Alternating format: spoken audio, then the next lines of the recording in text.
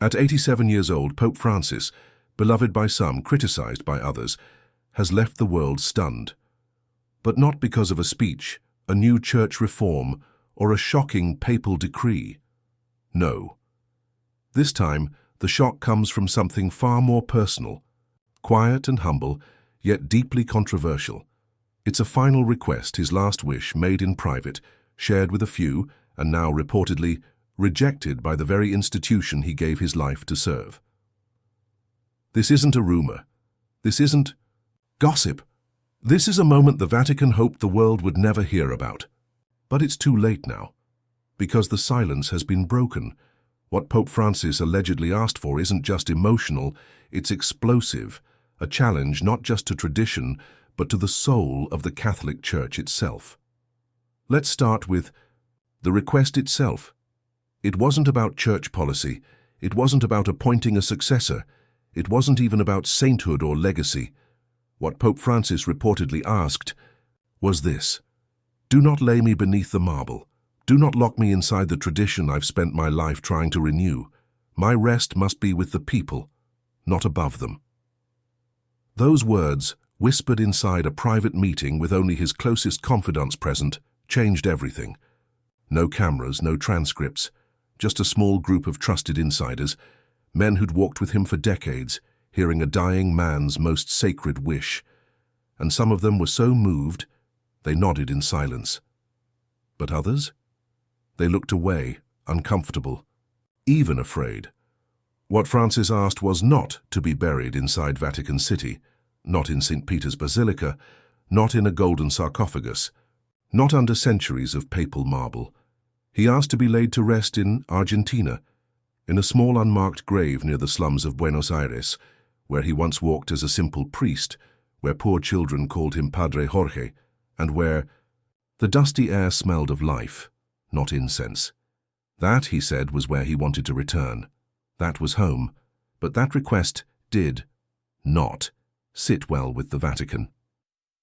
Almost immediately, according to anonymous sources within the Apostolic Palace, panic began to set in, not because of logistics, not because Argentina was unsafe, but because such a burial would break centuries of tradition. If the Pope, the Vicar of Christ on earth, refused the marble tomb, what would that mean for the future of the Church? Would others follow? Would it spark rebellion inside the ranks? Some Vatican officials reportedly clamped down immediately. They ordered silence, no press releases, no public statements, and those who dared speak about the meeting were allegedly warned. The Vatican press office has refused to answer any questions about it to this day, but that's only the beginning. The real firestorm started when whispers of that secret letter surfaced. According to high-ranking sources, Pope Francis didn't just speak his wish aloud, he wrote it down. An handwritten letter, signed, dated and sealed, not a formal doctrinal document, not a public testament, but a personal confession. Tucked away deep inside the Apostolic Palace, a letter meant only to be seen. If the Church refused to listen, and the contents of that letter? According to those who've seen it, they're more than just a burial request.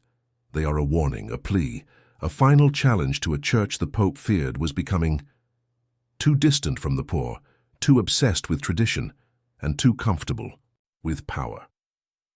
In one chilling line, the Pope allegedly wrote, "If I must die a servant of Christ, then let me return to the dust as one, not in a sarcophagus, but in the soil of the forgotten."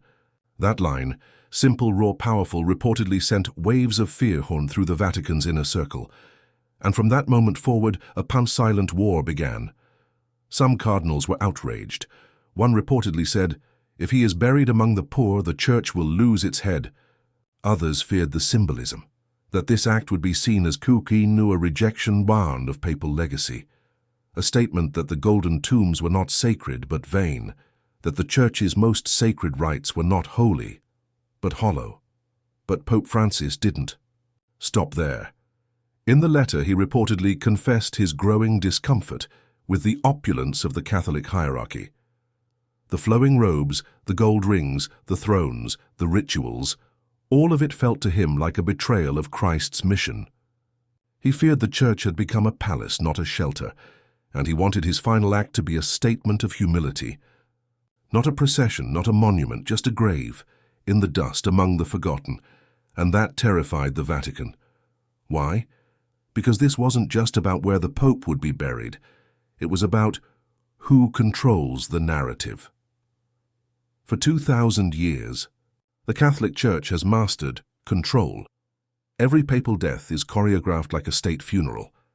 From the garments worn to the incense burned, from the bells rung to the crypt chosen, it's all planned by the Church, not the man. Pope Francis wanted to change that, and the Vatican said no.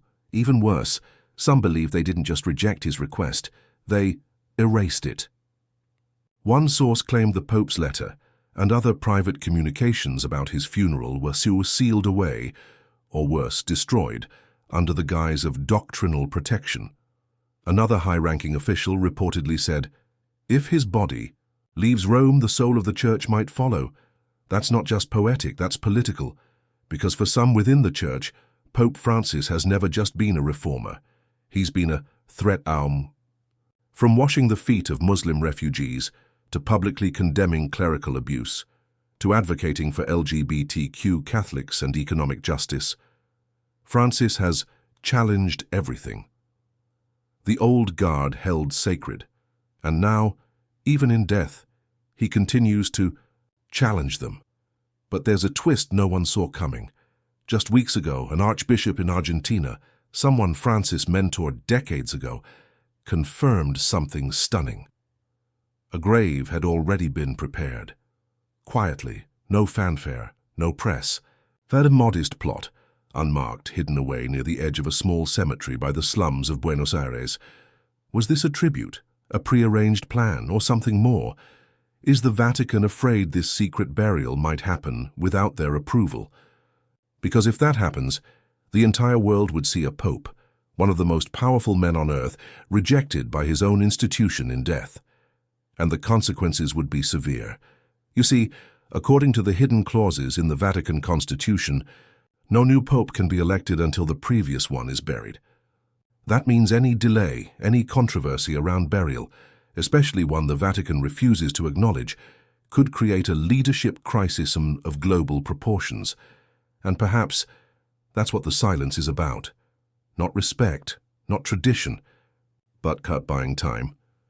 Waiting for the Pope to pass, so they can override his final wish, without public scrutiny. But not everyone is keeping quiet. Leaks continue to emerge. One former Vatican communications officer claimed that all discussions about the Pope's burial are now classified.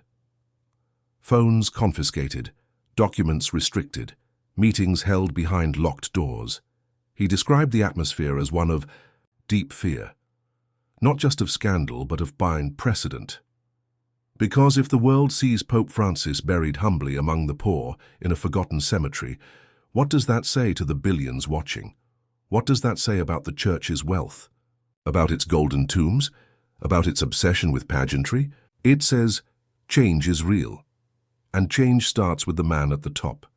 But here's the question no one can answer yet. Will Pope Francis's final wish be honored or erased? Right now, no one knows. The Vatican remains silent. Francis is still alive, but his health is failing. The grave in Argentina remains untouched, and the world waits, but the choice is coming. Either the Church breaks its own traditions and honors the humble request of its most radical modern pope, or it silences him one last time.